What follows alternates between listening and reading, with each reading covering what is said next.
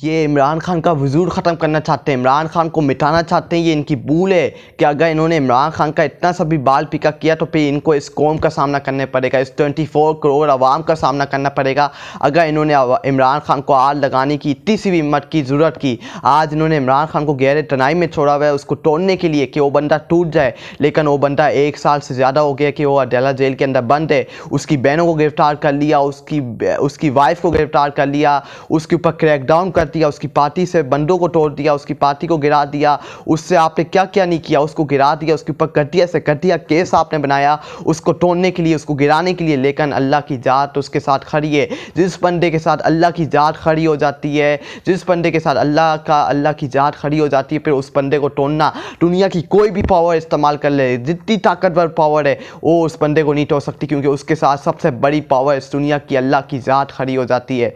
फिर आपने अल्लाह का मुकाबला करना होता है और फिर अल्लाह का जो मुकाबला करता है वो तबाह और बर्बाद होकर रहता है।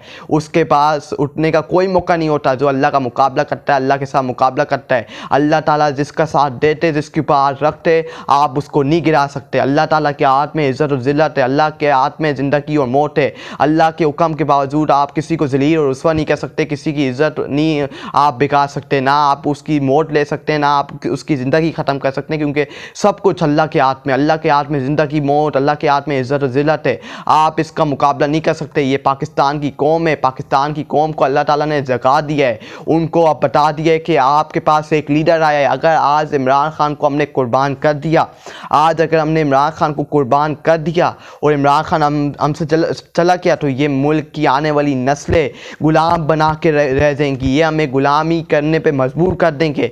मेरी और मेरी कौम की जो आने वाली नस्लें हैं, जो उनकी नस्लें होंगी, हमारी आने वाली नस्लें होंगी, इनकी गुलामी करेंगे, इनके जूते पॉलिश करेंगे। हमारी फिर ये औकात होगी, हमें इनका वजूद ख़त्म करना होगा इस मुल्क से इनका वजूद हर हाल में ख़त्म करना होगा, क्योंकि ये मुल्क के ऊपर, हमारे मुल्क के ऊपर कब्ज़ा करके बैठे हुए, कब्ज़ा माफिया के तौर पे ये बैठे हुए, और इस माफिया को हमें हर हाल में इस मुल्क से इनका वजूद ख़त्म करना है। इस इनफ इन्होंने कितना हमारा पैसा खाया, इन्होंने कितना पाकिस्तान को तबाह और बर्बाद किया। उस अल्लाह ताला का करम है कि अल्लाह ताला ने अवाम के अंदर शऊर डाल दिया, अवाम को जगा दिया।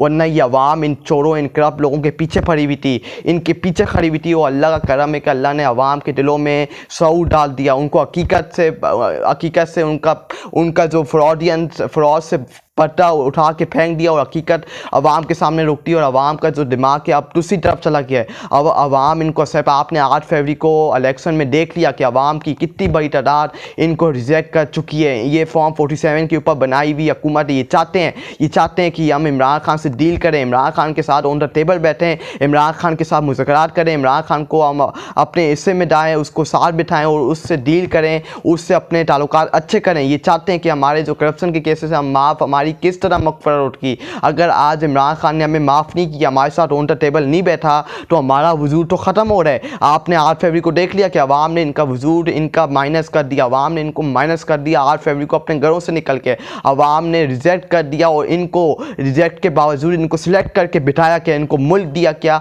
और ये पूरा मुल्क आज इन्होंने तबाह और बर्बाद करके रखा हुआ है। 40 सालों से 2 ख़ानदान इस मुल्क के ऊपर हुक्मरानी कर रहे हैं, इस मुल्क को ले डूबे हैं। ये 2 ख़ानदान इस मुल्क के ऊपर कब्जा करके बैठे हुए हैं, और 40 सालों से इन्होंने कुछ नहीं किया, और ये पेट रोते हैं, पेट धमकाते हैं कि हमें फिर हुकूमत हो, हम इस बार मुल्क को ऐसे ऊपर लेके जाएंगे। इन्होंने 40 साल क्या किया है कि ये अब हुकूमत में आके ये इस मुल्क के लिए करेंगे। इन्होंने 40 साल में इस मुल्क के साथ क्या किया है, फ्रॉड के बावजूद, डीलों के बावजूद, करप्शन के बावजूद इन्होंने फ्रॉड लोगों के साथ किया, लोगों के पैसे खाए क्या, और इन्होंने किया, इन्होंने अपनी दिलें बनाई, इन्होंने अपने जेबें भरी, इन्होंने अपने बैंक भरे, इन्होंने अपने मुफाद का सोचा, और इन्होंने 40 सालों में इस मुल्क के लिए कुछ नहीं किया।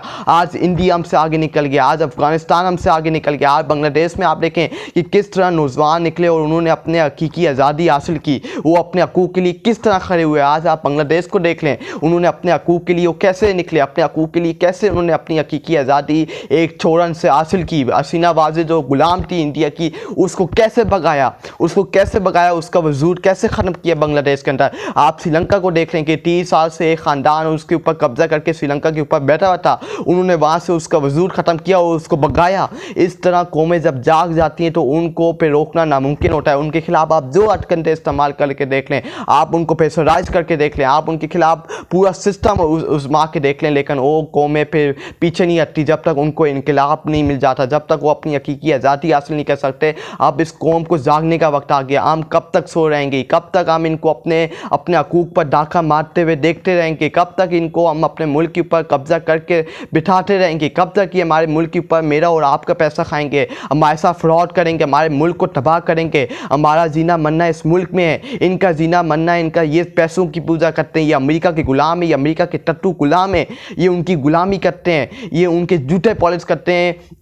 अब कब तक इन गुलामों को, इन यजीदों को, इन फ़िरौनों को अपने मुल्क के ऊपर कब्जा करके बिठा के देखते रहेंगे? हम आने वाली नस्लों को भी इनकी गुलामी करवाएंगे क्या? हम अपने आने वाली नस्लों की भी इनके जूते पॉलिश करवाएंगे? ऐसा नामुमकिन है। इस कौम को अब जागना होगा, इस कौम को अपने हकूक़ के लिए निकलना होगा। और इमरान खान का करम है, अल्लाह ताला का सबसे बड़ा करम है कि उसने हमें एक ऐसा लीडर दिया। हमें इस लीडर को कुर्बान नहीं करना, हमें इससे अपनी पावर बनानी और इस मुल्क को अपने हाथों पर खड़ा करना है, अपने पाँवों पर इस मुल्क को खड़ा करना है कि हमें किसी मुल्क के सामने जाके हमें उनकी गुलामी, उनके सामने झुकना ना पड़े। हम अपने मुल्क को अपने पाँवों में खड़ा करना है कि हमारे मुल्क की जो इज़्ज़त इन्होंने तबाह और बर्बाद की है उसको हमें बहाल करना है। इज़्ज़त को हमें दोबारा उसको अपनी जगह पे खड़ा करना है जहाँ वो पहले खड़ी थी।